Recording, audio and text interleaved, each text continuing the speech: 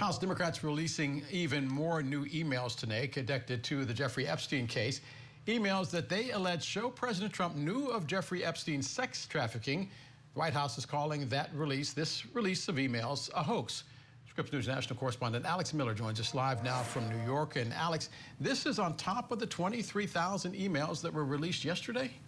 Well, Del, the House Democrats are trying to highlight many of the emails that we are seeing coming out to paint the picture of a relationship between the president and Jeffrey Epstein. I want to talk specifically about that. In many of these emails, you can see that Jeffrey Epstein is talking about Trump in the days leading up to his inauguration, as well as during his first year, quite a bit. So let's go through some of these emails that have really made headlines. One specifically, by the way, Jeffrey Epstein does not use punctuation, so this makes it a little bit difficult to completely decipher, but this is about a week before Trump was inaugurated. He sends an email saying, "All good with Trump, lots of opportunity." Now that could mean that he's with Trump or that with Trump there is lots of opportunity. So we can't necessarily completely deduce what this means, but if you look above that, the person responds, "Where?"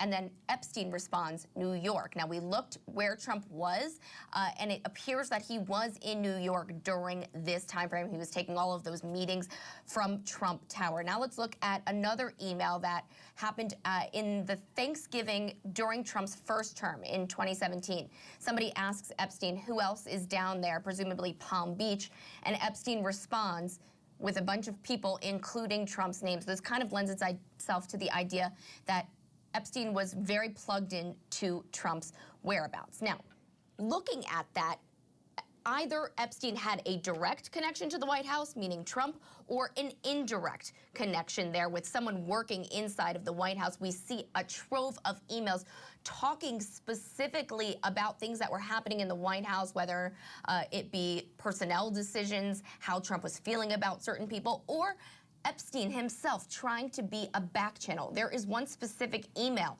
where he's pitching himself 1 month ahead of that meeting between Trump and Vladimir Putin. He is suggesting in this email that Lavrov be part of this discussion. He is the foreign minister in Russia.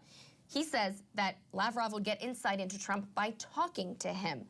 Very clearly wants to be a part of this discussion. Now, there are other emails, Del, where he throws him very much under the bus in many respects, particularly to a New York Times reporter who he has emailed back and forth, I could say hundreds of times. There are a ton of emails between Epstein and this one particular journalist where there's one exchange where he really talks about Trump and young women. He says, at least in part, that they should have Epstein's housemen ask him about Donald almost walking through a door, leaving his nose print on the glass as young women were swimming in the pool, that he was so focused he walked straight into the door. This is information Epstein is giving to a reporter. That same chain talks about Trump having a photo with women in bikinis in his house, and that Epstein's 20-year-old girlfriend was eventually, he says, passed off